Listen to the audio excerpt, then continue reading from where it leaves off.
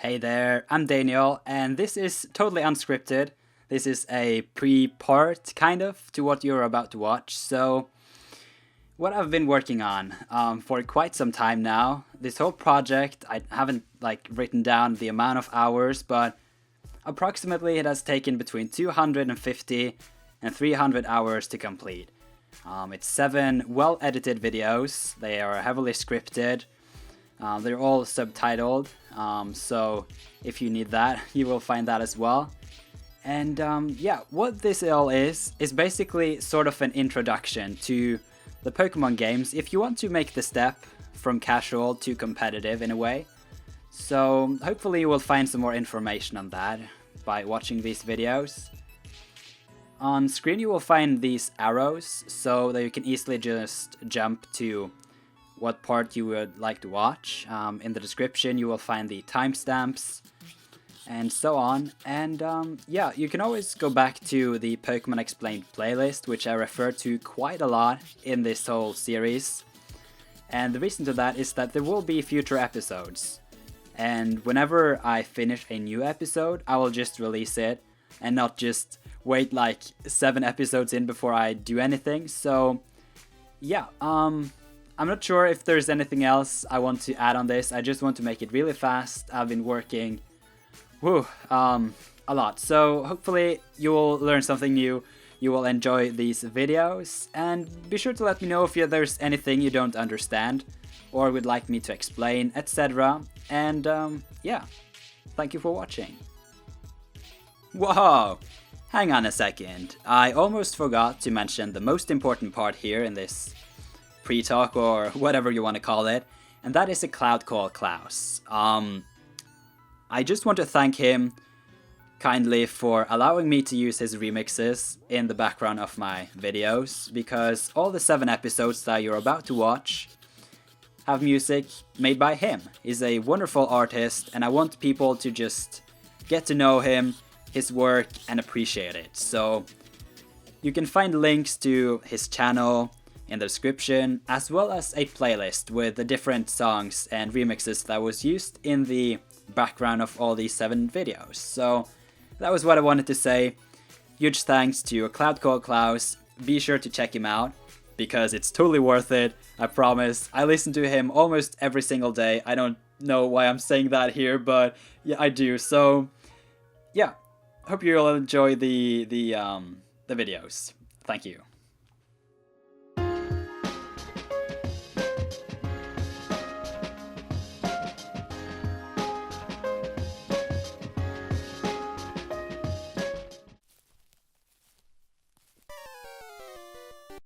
Oh hey, a trainer battle. Let's see how well he'll take my 4 gym badges. Ha! Go, Vulpix! Oh, a Bellsprout. Hey Vulpix, looks like it's our lucky day. Use Flamethrower. Oh nice. Another Bellsprout? This is gonna be easy, isn't it? Vulpix, use Flamethrower again!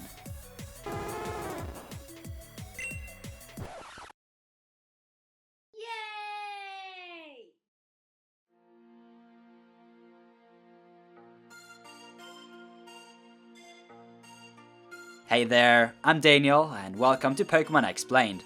Perhaps not the place to find the finest Pokemon sketches, but here we are about to start a new series nonetheless. Do you have any unanswered questions about the Pokemon universe, or when it comes to how in-game mechanics works? If so, you may find some interesting episodes in the Pokemon Explained playlist. I hope you enjoy your stay and will learn something new during the following minutes. In this episode, I will go over the topic, levels, in the Pokemon games. Your initial thoughts when you saw levels, as in Levels Explained, might have been that you are curious to if there's anything to say about it, but there's actually a whole lot. A Pokemon's level is determined by how much experience it has, which is a good topic to start off the series with. The level a Pokemon can range from are between 1 and 100. Different Pokemon may learn new moves at certain levels, and some may even evolve. There are 3 ways to increase your Pokemon's level, which is either by giving it a rare candy, battle with it and take out an opponent's Pokemon, or to have the EXP share item activated when battling. There are 2 things to note here. First of all, the EXP share became a key item in the 6th generation, with X and Y and Auras, and all previous games has the EXP share as a regular item, which you will then have to give a Pokemon to hold in order for it to level up without battling with it. The second thing is that your Pokemon will always have to have at least 1 HP because you can't level up a fainted Pokemon. There's only one exception to this, which is with rare candies, as you will still be able to level up a fainted Pokemon by using this item, actually reviving it. Another thing to mention when it comes to Pokemon levels are underleveled evolutions. These may appear through some unique circumstances, which makes it possible for a Pokemon to have a lower level than they usually have when evolved naturally. An example can be Pidgeotto, which can be found in Viridian Forest at level 7 and 9, even though it doesn't naturally evolve from Pidgey until level 18. In the beginning of the episode, I showed you the definition of a Pokemon's experience, and I would like to comment some more on it. Experience points are not the same for every type of Pokemon. There are different amounts of experience required for a Pokemon to be at a certain level, which are divided into several groups. All Pokemon are in one of these groups, and the different groups are the following: erratic, fast, medium slow, slow, and fluctuating. The image to your left displays the amount of experience a Pokemon needs in a specific group to go up one level. The image to your right shows the total amount of experience required for a Pokemon to have to be at a certain level. In competitive battles, the levels of the Pokemon are set to level 50, which is about here on the graph. As you can see, there are minor differences between the amount of experience required in the different groups at this level. You can have as a rule of thumb that your Pokemon will need to have roughly around 200k experience to be ready for competitive battles. If you want to know more about how the stats for each Pokemon breaks down, especially at level 50, I recommend you to have a look at the Pokemon Explained episode where I talk about BST.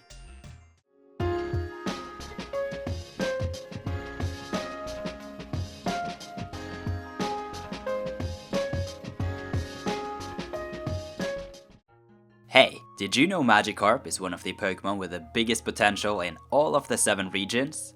No joke. When evolving, its stats change so dramatically, it has the highest jump between 2 evolutions in all of Pokemon, only tied with Feebas. It's Daniel here, and if you're wondering how the stats of a Pokemon work, you've made it to the right place. Welcome to Pokemon Explained. The topic for this episode is BST. All Pokemon have something called base stats. BST is an abbreviation for the 3 words base, stat, and total. These are specific amounts that are shared by a species of Pokemon. Stats in general may be different between 2 Pokemon based on 4 factors: BST, level, EVs, and IVs. I've done individual videos on each of these topics to help you understand it all a bit easier. It may seem like a lot at first, but I promise you, whenever you get a hold of it all, your enjoyment of Pokemon will be increased to a whole new level. And that's why I decided to make all the videos. There is a playlist with all Pokemon Explained episodes, which you can have a look at after this video. But for now, let's get started on BST. Some Pokemon have a high amount of base stats, and some not so high. The different stats a Pokemon can have are HP, attack, defense, special attack, special defense, and speed. These can all range from 1 to 255, and typically, a Pokemon's base stats are what determines a Pokemon's potential when used in battle. If you haven't heard of BST before, or base stats, you might have thought that the numbers displayed on your Pokemon was random. I guess it's pretty natural to think when you haven't really heard anything else. Let's have a look at a quick example to start somewhere. We have 2 Pokemon, Pikachu and Togetic, which are both at level 50. All Pikachus have these exact numbers as their base stats. You see, base stats doesn't really translate directly into the stats you see in a Pokemon summary, but they are the starting point of a Pokemon stats. These are the numbers that are the actual stats for the Pikachus at level 50.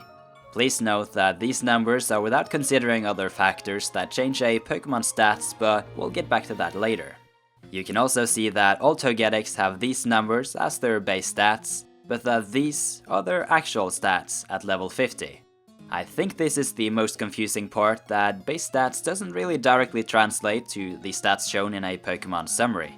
Base stats are the starting point, and then you have level, which is another big one. At last you have EVs and IVs, which are minor changes in comparison. It all really breaks down to wanting a Pokemon to have the biggest numbers, explained roughly. To add some more numbers to this example, let's have a look at how their actual stats look like at level 5 and at level 100. This may seem overwhelming at first, but try to think real easy about it.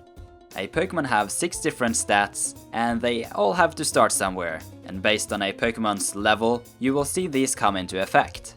You typically want to get a Pokemon with high base stats, which we will come to in a moment here, but it's not only stats that make a Pokemon competitively viable, something which you will come to learn by watching Pokemon Explained. Every single species have their own sets of base stats. And if you want to learn more about how a specific Pokemon's base stats are, you can go to bulbapedia.bulbagarden.net and search up the Pokemon you're looking for. You then want to scroll down to the section called Base Stats and have a look. A thing to note here is that some Pokemon might have gotten a slight modification in its base stats between 2 generations of Pokemon, such as Pidgeot, which got a slight boost in its speed from base 91 to base 101 in Generation 6. There are multiple ways of increasing a Pokemon's stats, including EVs, IVs, and Nature. You will also have the option to further boost the efficiency of the stats in battle due to items, moves, and abilities. If you're looking to find a competitively viable Pokemon, you will in most cases want to find a Pokemon with at least one stat over 100 base stat points. Cerebi.net is a perfect way to find these Pokemon. You can go to Pokédex and search through the top 300 Pokemon in a specific stat. An important thing to note is that base stats can in no way be changed. They are set and done, and as said quite some times in this video, the starting point. In the Pokemon anime, and in the games of course if you've seen the summary of a Pokemon's stats before and after, a Pokemon gets stronger when evolving. Well, why does this happen? A Pokemon gets an increased BST when going from one evolutionary stage to another. Some typical amounts of base stats are: first stage evolutions tend to range between 180 and 300 BST, second stage around 300 to 400, and third stage evolutions are likely to be above 400 BST. Some Pokemon trivia to help you get a better understanding of it all can be: mythical legendaries tend to have a base stat distribution which looks like this, hundreds across, which gives 600 BST in total, which is quite a lot. Pseudo-legendaries are a group of Pokemon that aren't really legendaries, but have kind of legendary stats. Pokemon like this can be Garchomp, Goodra, and Salamence. The Pokemon with the highest BST is Arceus, with 720, or the Mega Mewtwo's with 780. When it comes to Mega Evolutions, typically they get an increased BST by 100 points when Mega Evolving. An exception to this can be Alakazam, which only gets an increased BST by 90. Some more BST trivia is that Shedinja is the Pokemon with the lowest base stat point in any stat of all Pokemon, having 1 base stat point in HP. We also have Blissey with the highest base stat points in any stat of all Pokemon also, which is 255 in HP. Other Pokemon with the highest base stats in a stat of all Pokemon in the games are Mewtwo, Steelix, Shuckle and Aggron, Mewtwo again, Shuckle again, and Deoxys. So now you know a whole lot of numbers, but how do these play out in the game? I showed you some numbers regarding Pikachu's and Togetic stats, but another way you can get a better understanding of it all is simply to do some research on different Pokemon you like over at Cerebi or at Bulbapedia. To summarize, BST stands for Base, Stat, and Total, which are specific amounts that are shared by a species of Pokemon. These are typically what determines a Pokemon's potential in battle, and it's the starting point of how the stats of a Pokemon breaks down. You also have other factors that may alter a Pokemon's stats either positively or negatively, which are EVs, IVs, natures, abilities, items, and moves. It may all seem pretty complicated at first, but once you get a hold of it, it's actually pretty cool. You can have a look at EVs and IVs, which are a bit more advanced, but if you want to continue expanding your Pokemon knowledge, you will find videos on those topics in the Pokemon Explained playlist right now.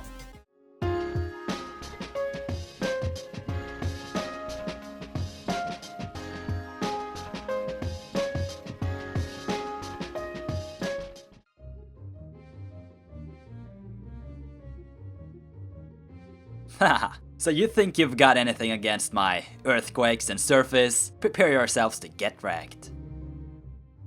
Oh nice, now I just need to breed this Pokemon to pass down its nature and hopefully get the right ability, as I just got the right egg moves. Perhaps if I get a French Ditto I can then try to use the Masuda method and get perfect IVs on a competitive shiny Pokemon. Then I'll have to take out exactly 30.4 Butterfree and a Breezel, then afterwards 13 Whimsicott and 4 Magikarp, so I can get just the right stats I need for this ultimate beast of a monster.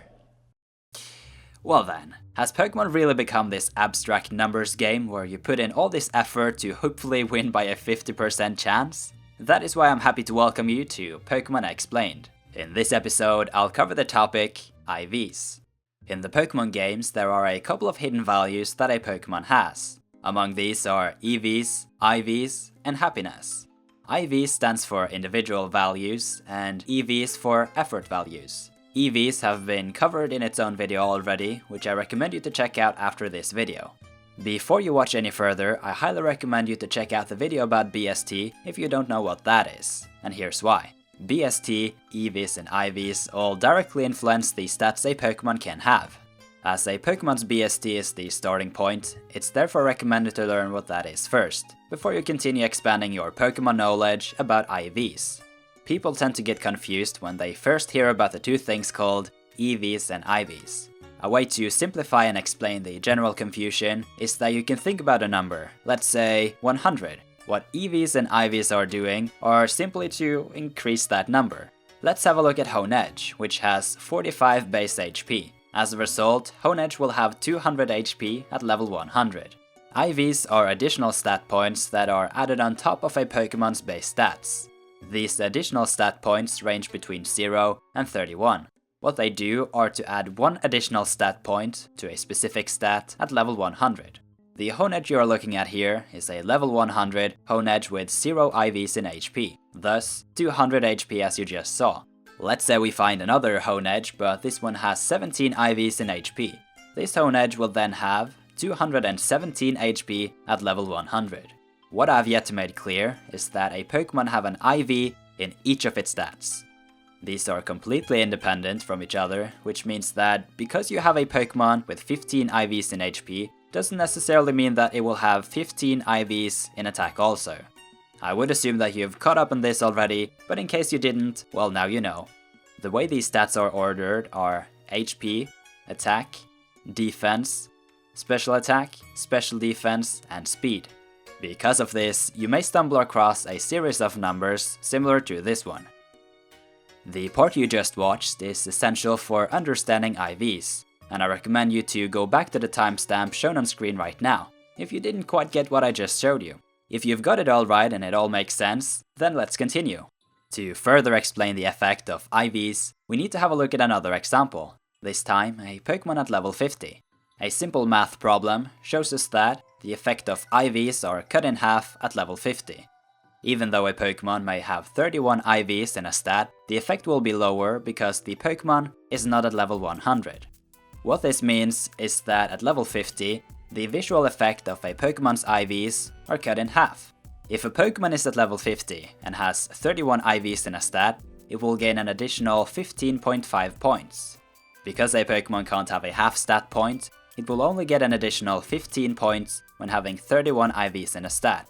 This way, a Pokemon at level 50 will have the same amount of additional stat points when having either 30 or 31 IVs in a stat, because you can't have a half stat point. I can also mention that this mechanic is important to remember if you want to get a specific hidden power. We need a more visual example on this to make it more clear, and I think Slugma can help us with that. At level 50, because Slugma has 40 base HP, it will have 100 points in HP if it has 0 IVs. We have a look at yet another Slugma, but this one has 31 IVs in HP. Because you can't have a half stat point, this Slugma will have 115 HP at level 50. After all this, you may be left with the question, well, where do IVs come from? These are hidden values that you cannot change, as of the making of this video. You will therefore need to find some sort of IV tutorial in your current game or learn how breeding works. That is basically what you need to know about IVs. To summarize, IVs are additional stat points that are added on top of a Pokemon's base stats. They range between 0 and 31 and show differently in a Pokemon's stats based on a Pokemon's level.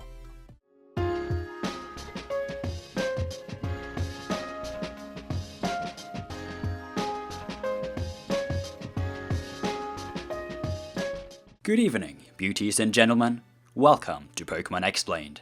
Hey there, it's Daniel here, and in this episode, I'll continue to talk about how the stats of a Pokemon can be increased because of something called EVs. If you for some reason have found this video without knowing what BST is and what IVs are, I highly recommend you to check out the 2 videos I made on those topics before continue watching this video, and here's why. BST, EVs, and IVs all directly influence the stats a Pokemon can have. As a Pokemon's base stats are the starting point, it's therefore recommended to learn what that is first, then what IVs are. After you've gotten control of those 2, you can then come back here and really learn what EVs are. Because I promise you, this will be a huge help when understanding it all. People tend to get confused when they first hear about the 2 things called EVs and IVs, and thus I figured we would be better off to have those topics apart from each other and featured in their own videos. Because they both have a similar name and effect, they're quite easy to mix up. As you now know what BST and IVs are, we can jump right into an example. Honedge has 45 base HP, which gives it 213 HP at level 100 if it has 13 IVs in HP. What EVs do are to add another number on top. But before we jump to the math part, as we did with IVs quite early, there are some new things you will need to learn in order to understand EVs.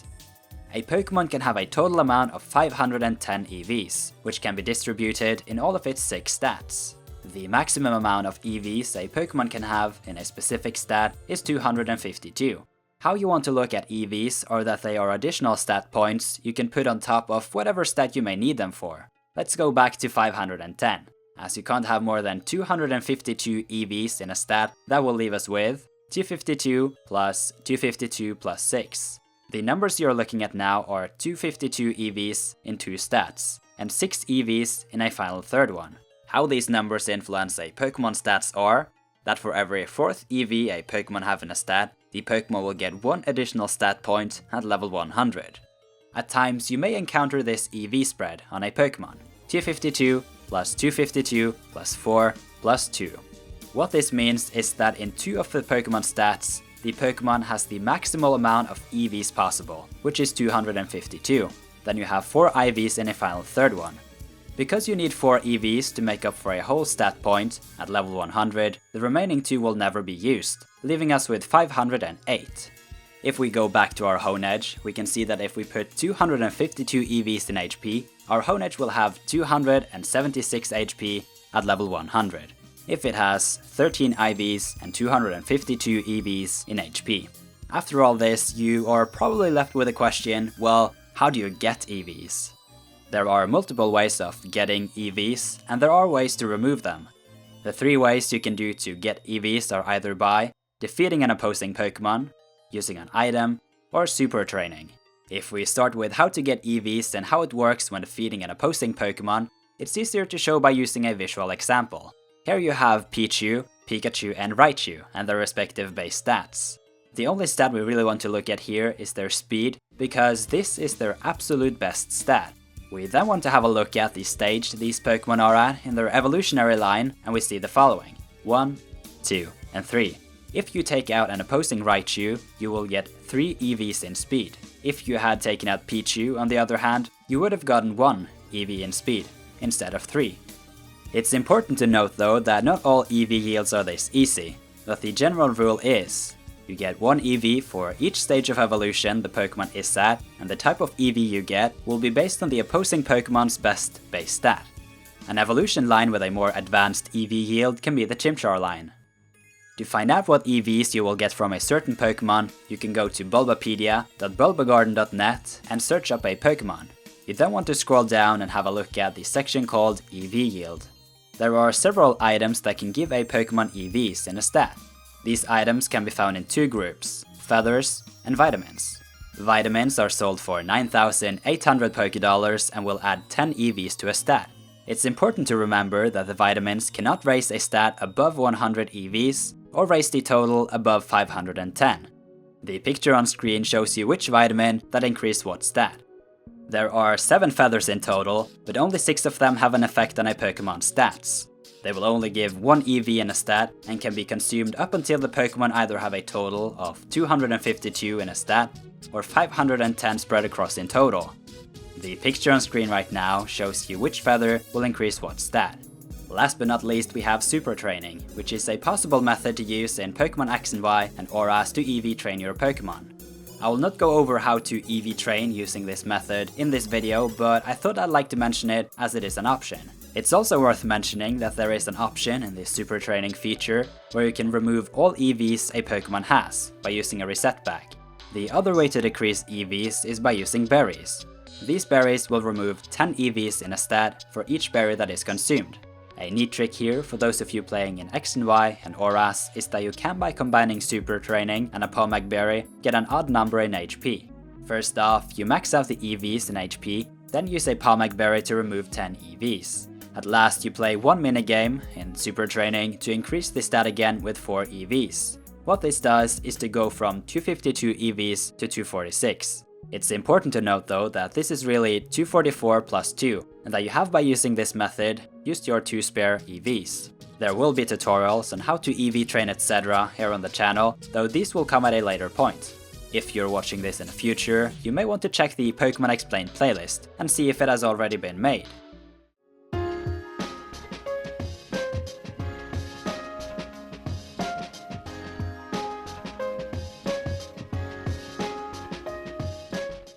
So I've been trying to make a joke or a sketch in the beginning of these videos, but I'm left with the feeling that I'm pretty skitty at it. Recently, I was hit up with the idea of something Pokemon related that's actually funny. And what that is Pokemon natures. And the fact that some Pokemon and natures just don't go well together, like, at all. How could you possibly have a quiet Loudred? Or a hasty Slowpoke? Like, that's just wrong. Or how about a gentle Hypno? Or a sassy Jinx? Oh my gosh. Welcome back to Pokemon Explained. It's Daniel here, and we've now covered how BST, EVs, IVs, and level all directly influence a Pokemon's stats. And in this episode, I will continue the theme here by explaining natures. For those of you who didn't know, every Pokemon have a nature that may change the Pokemon's stats. There are 25 natures in total, and compared to EVs and IVs and BST, it's a lot easier to understand. Basically, what a nature does is to increase one stat by 10% while decreasing another by 10% also. Natures work off of a Pokemon's actual stat, which means BST, EVs and IVs combined. Natures does not affect HP at all, leaving us with attack, defense, special attack, special defense, or speed. To get a better understanding of it all, you can use a nature table like this one. You have one row with the natures that are increasing a stat, and another one which is decreasing. The row in the middle are the natures that cancel each other out, as they both decrease and increase a stat by 10%, leaving it at the starting point. After all this, you may wonder why natures matter, and how you can use them effectively. You see, a Pokemon have 6 different stats. HP doesn't matter when it comes to natures, so we're left with 5. The cool thing is that you don't usually need to think about all of the remaining 5. I will give you several examples here to make sure you get the wide range of possibilities on how to use natures effectively. Example 1. You have a physical attacker, thus the special attack stat doesn't matter, as you won't use it for anything anyways. You can then take those 10% away from nothing and increase attack by 10% without losing anything. Example 2. Same if you have a special attacker, you don't need the attack stat. Example 3. Your defenses are garbage anyways and you want to run a mixed set. Example 4. You want a mixed attacker but don't really need speed. A last thing to add to this, natures are always good when increasing huge stats, like attack when it has multipliers like sword stance, items, or abilities, or when it comes to speed. Well, I've been talking about physical and special Pokemon. What's that all about, you might ask? If you've never heard of a physical move and a special move, I have actually covered that in its own video already, which you can find in the Pokemon Explained playlist.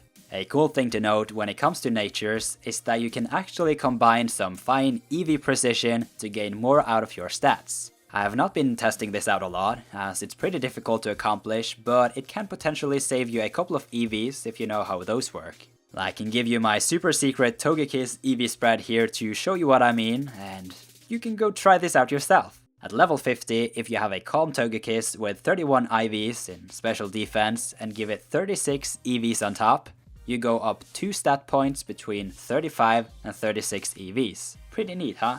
A Pokemon's nature cannot be changed. However, there are ways to either make a nature you're looking for more likely to appear, or easier to get by making use of the daycare. If you are hunting for Pokemon in the wild, you can use a Pokemon with the ability Synchronize. Examples of Pokemon with this ability can be the Abraline or Mew. What this ability does is to increase the chance of a wild Pokemon to have the same nature as the leading Pokemon in your party by 50%, even if it's fainted. When it comes to passing down natures when breeding, you can always check up a breeding tutorial for your current game. There's one final thing I wanted to add when it comes to natures. Not sure how important it is, but I thought it would be a bummer to leave it out. Natures are also what determines what flavor a Pokemon likes and dislikes. You can see it on this nature table what flavor it likes or dislikes, as it's connected to each respective stat. I'm not very into contests and such, but I know you can make use of it if you want to. As mentioned previously in this video, to build upon the knowledge of natures, I recommend you to check out the video covering physical versus special Pokemon.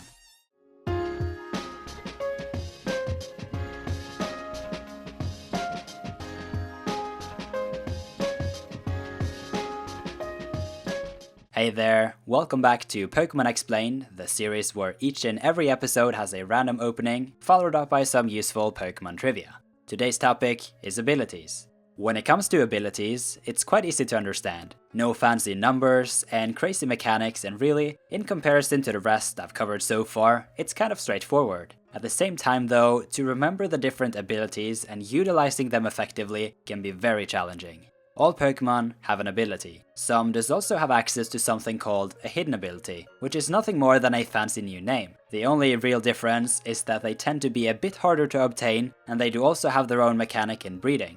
Level, BST, IVs, EVs, and nature all directly influence the stats of a Pokemon. Abilities, on the other hand, may help with this, but as a general thing, you can look at a Pokemon's ability as a seasoning, giving the Pokemon the final touch to make it stand out. Abilities can do all sorts of things, and there are many of them. There is no way I would have enough time to go over all of them in detail in this video, so I thought I'd like to go over some of the most used abilities to give you sort of an introduction to how they work. Abilities like Drought, Sandstream, Snow Warning and Drizzle all modify the weather when a Pokemon is sent out on the battlefield. The weather typically lasts for 5 turns unless it's holding either a damp rock, a heat rock, or an icy rock, etc., which will then increase it to 8 turns. Desolate Land and Primordial Sea are also abilities that affect the weather, but these are activated only and as long as the Pokemon with the ability is on the field. Other abilities related to weather can be Swift Swim and Chlorophyll, which both doubles the Pokemon's speed in their respective weather. There is also abilities which cancels out the effect of the weather, such as Cloud9 and Earlock. A final thing to mention when it comes to abilities and weather is that some moves and abilities work well together in certain weather conditions, but we'll get back to that. Another main group of abilities, if you can put it that way, may change the way moves work. Serene Grace, one of my personal favorites, doubles the chance of a move's secondary effect to happen. This means that if say you have a Pokemon using Air Slash, which does damage, but that also has a 30% chance to flinch the opponent, Serene Grace will make it to where there's a 60% chance to flinch the opponent instead. There are also abilities that can protect a Pokemon from a certain type of attacks, and or get a boost when hit by such a move. Examples of this can be Flash Fire, Water Absorb, and Levitate. Similar abilities that protect a Pokemon from a certain group of moves can be Bulletproof and Soundproof. Some abilities can increase the damage of a normal type move by 30% and change its typing. Examples of these types of abilities are Pixelate and Aerialate. In addition to all of these, you have, as mentioned in the beginning of this video, abilities that change a Pokemon's actual stat, such as Huge Power and Pure Power, which are essentially the same, which will double the Pokemon's attack stat when used in battle. Fur Coat, on the other hand, has a similar effect, but it will reduce damage taken from physical moves by 50%. You also have interesting abilities like Prankster, which gives priority to status moves. Another ability that has a neat effect is Shadow Tag. which prevents opposing Pokemon from switching out, unless they're ghost types, or have the moves U-turn and Volt Switch, etc. There are just so many amazing abilities that really make the Pokemon act in a whole other way. Obviously, I can't go over each and every ability in this video as mentioned. I recommend you to have a look though at Bulbapedia and read about some of these and perhaps even consider using some of them on your team. Abilities I recommend having a look at in addition to the ones mentioned here are Technician, Sheer Force, Storm Drain, Lightning Rod, Speed Boost, Skill Link, Mold Breaker, Moxie, Moody, Multiscale, No Guard, Rough Skin, Gale Wings, Defiant, Contrary, Unburden, and Adaptability. That is a huge list, but I promise you that you will either love these or fear and hate them. When it comes to a Pokemon's ability, they can in some cases be changed. If you have a Pokemon like Togekiss, which has 2 regular abilities and 1 hidden ability, you can by using the item called Ability Capsule change its ability. However, you cannot change a Pokemon's regular ability into its hidden ability by using this item. So in this case, it would have to either be from Hustle to Serene Grace or from Serene Grace to Hustle, though I wouldn't recommend the last option. As I opened the video with, abilities aren't really that hard to understand, but understanding how to use them effectively can be quite challenging. This has to do with the fact that there are many of them, but also because you can only have so many on a team, right? Some abilities may even be so important on your team that they are what keeps it all together. Typically you will see this with weather teams, etc. because what would a rain team be good for if it don't have a way to put up rain? Therefore, I thought I'd like to go over some combos as well that you can utilize on your team, or to just learn about them so that you can be better prepared for these challenges. A normal combo that is pretty fun to use can be by using 2 Pokemon in a double battle, where one of the Pokemon brings out the weather and the other one has an ability that makes use of having the weather on the field. A combo like this can be Sandstream and Sandrush, Drizzle and Swift Swim, and Drought and Chlorophyll. Other combos may utilize a certain ability by having one of your Pokemon to use a multi-target move that hits your opponent as well as your own to power it up. An example to this can be a Raichu and Mega Sceptile combo, where Raichu can use Discharge, which will hit all Pokemon on the field, Sceptile included. Because Mega Sceptile has the ability Lightning Rod, it won't lose any HP by the discharge, as well as getting a boost in its special attack. Scary, in other words. A final type of combo that's pretty cool to use can be to utilize multi-target moves, like Discharge and Earthquake, together with type immunities. If you have a flying type Pokemon or one with the Levitate ability, you can combine this with a Pokemon using Earthquake.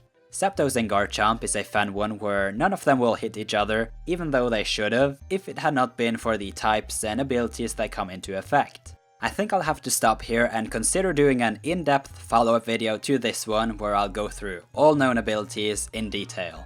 This video was more of an introduction to Pokemon abilities more than anything, and I guess as a continuation on how a Pokemon's stats work and how they're influenced by abilities. What you need to take out of this video is all Pokemon have an ability that has some sort of effect on how the Pokemon performs. This can either be to set up a certain weather condition or to boost its stats in some way or another. And you can utilize multiple abilities and moves to make combos to use on your team.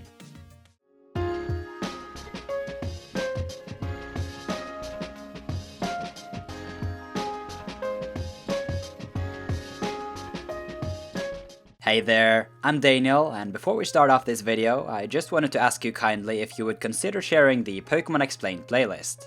Sharing is caring, you know, and the best way to tell me to make more content like this in the future. You will at this very moment be able to do a physical change if you share this playlist with someone special. With that said, let's get on with the video. 7 episodes in and we're almost done with how stats work. There's one last topic to go over that pretty much sums everything up, and that is the difference between a special and a physical Pokemon. I guess the question most of you are looking to find an answer to, if you didn't already know, is what exactly is a special and a physical Pokemon? The short and easy answer to the question is, special and physical are 2 words used to describe the offensive stat a Pokemon makes use of. You see, you may remember from an earlier episode of Pokemon Explained where I stated that you don't typically need all 6 of a Pokemon's stats in a battle. There is only one of these stats that works independently, and that is speed, which determines what Pokemon gets to move first. HP works together with either defense or special defense when a Pokemon is attacked, and an attacking Pokemon will make use of either its attack or special attack stat. Notice any patterns here? All Pokemon moves can be put in 3 different groups, which are either physical, special, or status moves. I can also mention there is an upcoming C move coming in Pokemon Sun and Moon, though we will have to get back to that as those games haven't come out yet. When a Pokemon attacks with a physical move, it's the attack stat that is used, and the opposing Pokemon's HP and defense. If you use a special move, it's your Pokemon's special attack that is used for calculating the damage, and the opposing Pokemon's HP and special defense.